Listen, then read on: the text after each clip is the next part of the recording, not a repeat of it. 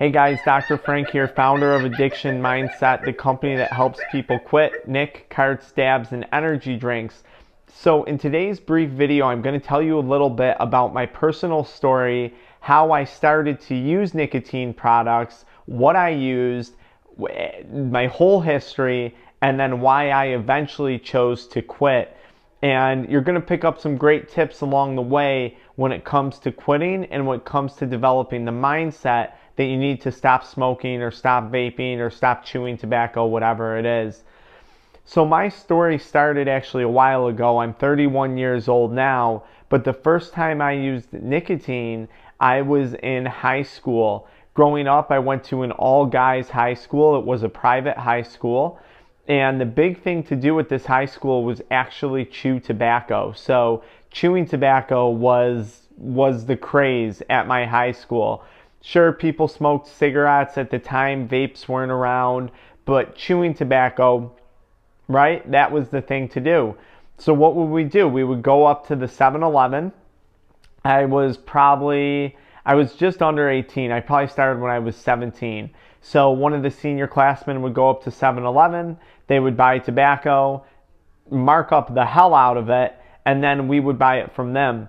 Now, I remember the first time I chewed tobacco. At this point, I had already tried alcohol, and I thought to myself, you got that nicotine head rush, you got that head buzz, which eventually goes away. And I remember being younger and saying, wow, this is amazing. This buzz is really amazing. Now, there's two types of people that try nicotine. There's people who try it, and they say, wow, this is terrible. I never want to feel like this again in my life. And there's people who say, I really like this buzz. I could get used to this. I could get more of this. Fascinating how some people say it's disgusting and how other people think it's an incredible thing. That always fascinated me.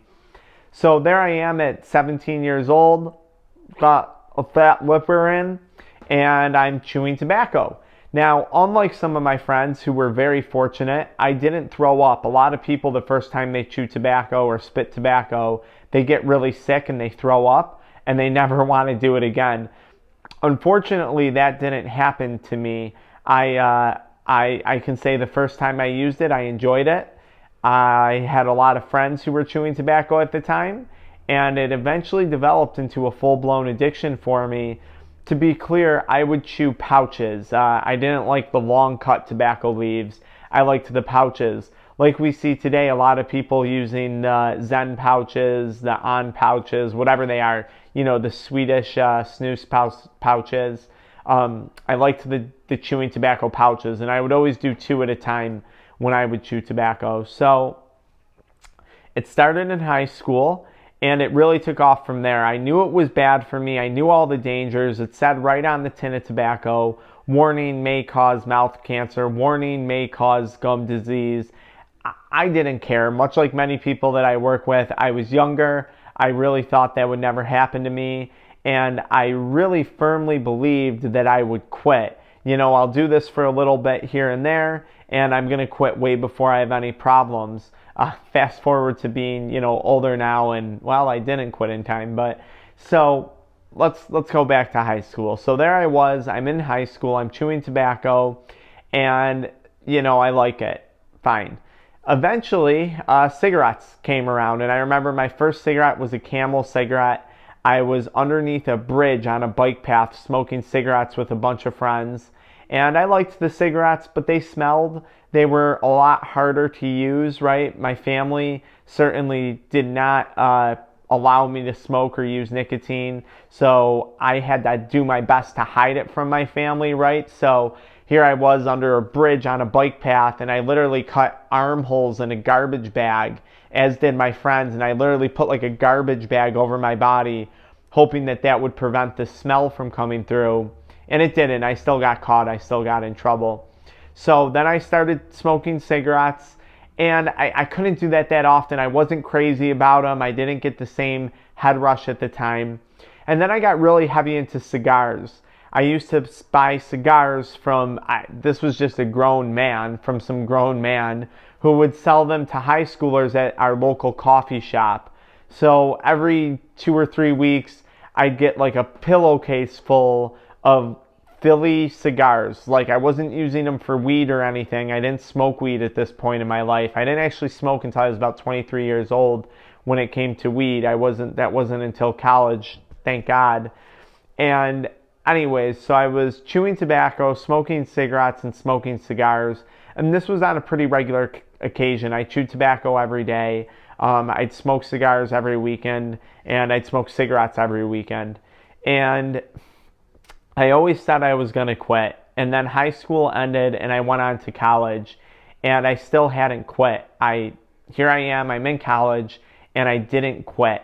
And I couldn't believe that looking back. 4 years went by, or whatever, how many years it was, and I didn't, 2 years at that point, because I probably started about junior year of high school, because I don't think I was 18 till senior year. So 2 years go by and I don't quit.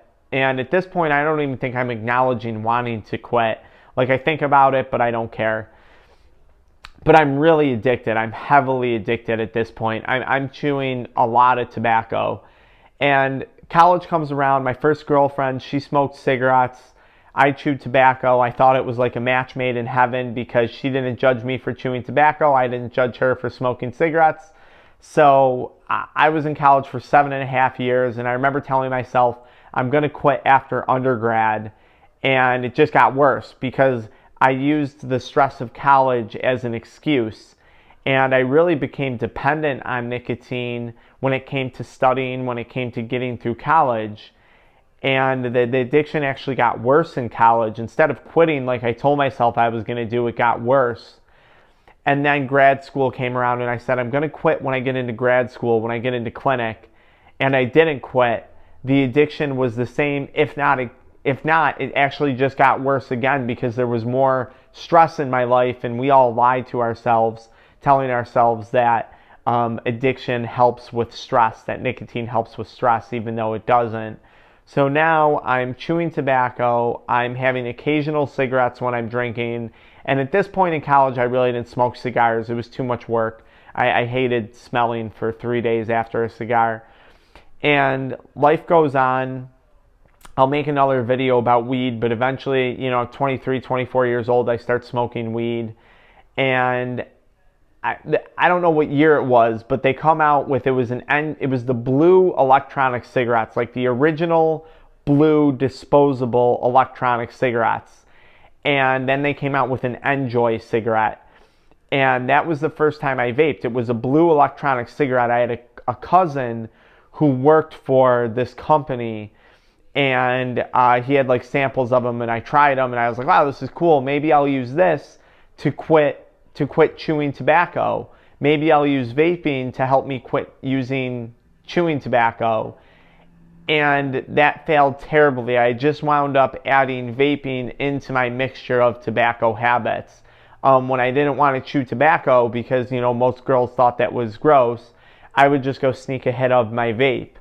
And that got progressively worse as they came out with better disposable cigarettes. I remember Enjoy had one, and it felt like a real cigarette. It really did. And it would give you a big head rush. And at this point, I wasn't even getting a head rush from regular nicotine. And I later learned that it was the nicotine salts giving me the head rush. So here I am, I'm in college, and I tell myself when I get out of college, I'm going to quit. And I still don't quit. I start my professional career, and again, I'm still convinced that I need nicotine to manage stress, to help manage life. I still don't quit, even though I graduated. And life continues on, and I say I'm going to quit when I get, a new girlfriend. I'm going to quit after this trip. I'm going to quit after this family vacation. And that addiction just got worse and worse and worse until one day I became so sick of lying to myself every day in and day out, constantly lying to myself about quitting. One day I actually did quit, and that was around the age of 28 years old. Unfortunately, at that time, I had already started to develop a lot of health problems. I had cardiac problems, blood pressure problems, cholesterol problems. I had been predisposed to developing osteoporosis or osteopenia, so my bones are very weak. They still are today. Vascular problems started to occur. I started to get numbness and tingling, which led to a bunch of doctor's appointments. And it was just really, really bad. So I guess I'm going to make a part 2 video about why I actually quit. But looking back, I was sick of my own BS, and I know what a lot of you guys are going through, especially in high school. I know what a lot of you guys in high school are going through if you're addicted to nicotine, if you're addicted to weed, if you're addicted to binge drinking. I know what it's like, and I know what it's like to tell yourself you're going to stop and then not stop. I know what that feels like, and it's really a terrible cycle. So that's why we have this channel. I'm going to make a part 2 to this video called Why I Quit Nicotine. I guess this video was more about why I used nicotine and how I started using nicotine. This video was about how I started using nicotine and what I was addicted to. So we'll make a part 2. All right, guys.